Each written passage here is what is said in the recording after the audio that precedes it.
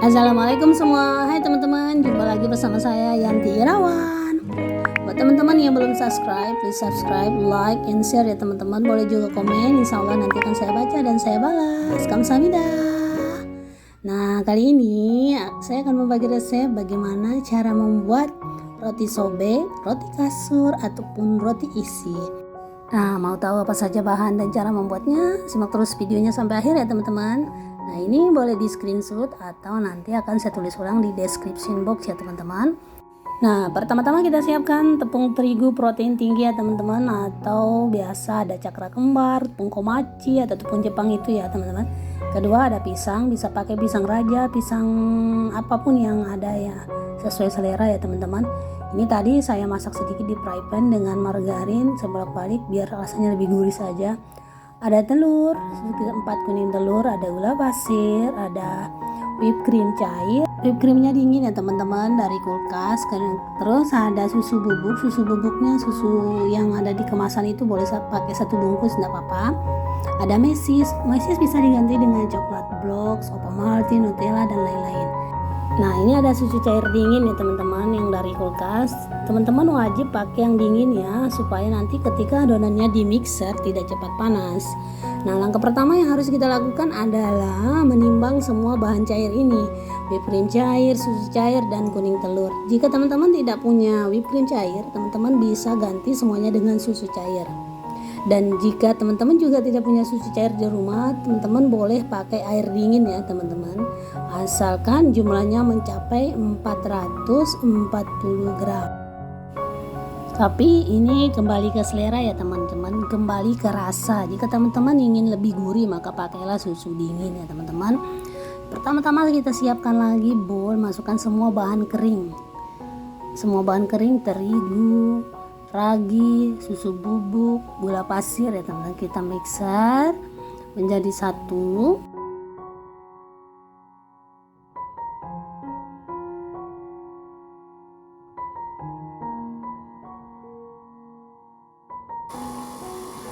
Mixer dengan kecepatan rendah di awal ya teman-teman, sampai semuanya tercampur rata sambilan bahan cairnya dimasukkan secara perlahan dan sedikit demi sedikit. Setelah semuanya bahan habis, kita naikkan perlahan-lahan speednya teman-teman. Ketika sudah bergumpal seperti ini, kita masukkan butter. Tadi maaf saya lupa menambahkan bahannya di sana, butter ya teman-teman. Jika teman-teman tidak punya butter, bisa pakai margarin ya. Boleh merek apa saja, bebas, tapi ini saya pakai butter merek yang W itu ya teman-teman. Ini kita mixer sampai tercampur rata dan sampai kalis elastis ya teman-teman.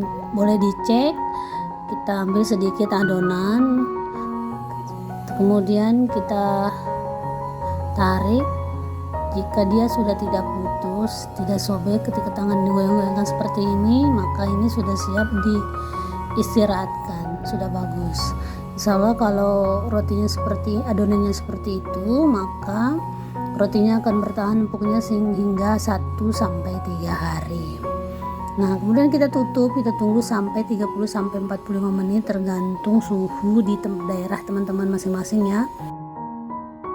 Nah, setelah double in size atau mengembang 2 kali lipat seperti ini, kita kempiskan, kita buang semua gas yang ada di dalam adonan sampai benar-benar seperti ini ya teman-teman. Kemudian kita akan potong timbang. Maksudnya adonannya akan kita potong-potong, kemudian akan kita timbang sesuai selera. Jika teman-teman mau besar maka timbanglah dengan jumlah gram yang besar, tapi di sini saya pakai 50 gram ya teman-teman. Per piecesnya 50 gram. Bisa juga 60 gram sesuai selera.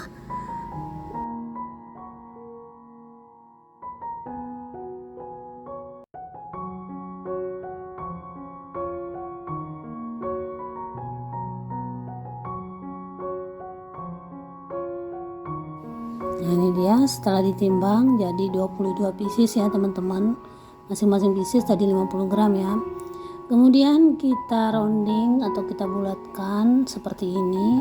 kita putar-putar adonannya sampai mulus dan bulat seperti ini. Lakukan sampai semua adonan habis. Kita urutkan dari yang pertama kita runding sampai akhir ya teman-teman. Setelah kita runding seperti ini, nanti kita istirahatkan sekitar 10 menit atau 5 menit. Lalu kemudian kita bentuk ya teman-teman. Nah, untuk roti yang isinya custard fla atau fla custard di atasnya, saya bentuknya seperti ini. Pertama kita gilas, kemudian saya bentuk bulat seperti donat biasanya ya teman-teman. Lalu saya tata di atas loyang.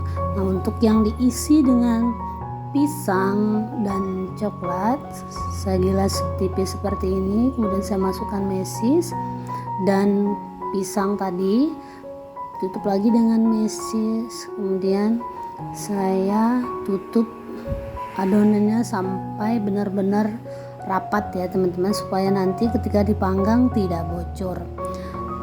Lakukan pelan-pelan sambil dicubit-cubit seperti ini supaya adonannya tertutup rapat. Nah, untuk roti yang akan diisi dengan filling fla tadi, saya bentuknya seperti ini, manual dengan tangan ya teman-teman.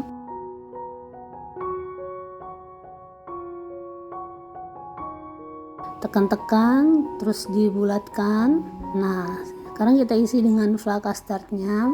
Bisa juga diisi dengan strawberry, terserah apapun yang ada ya teman-teman. Tapi ini karena kebetulan saya ada custard, jadi saya pakai custard dan krim keju ya teman-teman. Nah, ini semua sudah siap dipanggang ya. Sebelumnya teman-teman sudah harus memanaskan oven di suhu 170 derajat atau 180 derajat ya teman-teman, sesuai oven masing-masing. Tapi sini saya pakai 170 derajat. Nah, ini yang isi pisang kita oles dengan susu cair terlebih dahulu. Saya lupa tadi yang custard saya oles ya teman-teman, maaf. Ini saya akan panggang dengan oven tangkring. Oven dengan api yang sedang ya teman-teman.